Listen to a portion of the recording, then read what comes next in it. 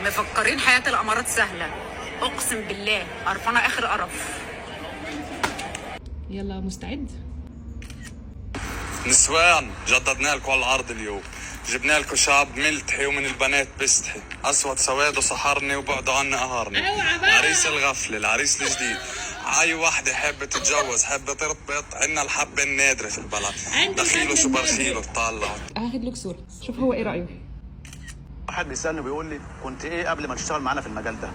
كنت محترم ومؤدب، ما كانش حد بيسمع صوتي. انا دلوقتي ما بقتش غير بشتم بس. علمتوني الشتيمه وقله الادب. من الاخر. يلا 1 2 3.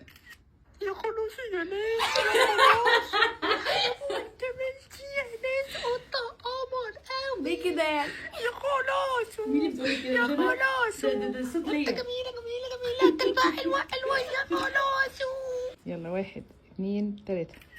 في نوع من الستات كده لما تمشي الكوكب نفسه يبطل يتنفس. دي بقى اسمها الديفا.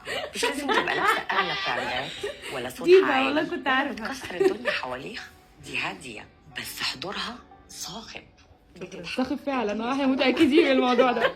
تعمل لنا شاب وسيم. يلا 1 2 3. يا ليت من الكلام ده.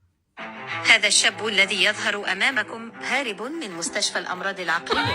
على من يجب التعامل معه بحذر لأنه عنيف جدا ويمكن أن يشكل خطر كبير على حياة كل من يقترب منه، برجاء إبلاغ السلطات المعنية عند إيجاده.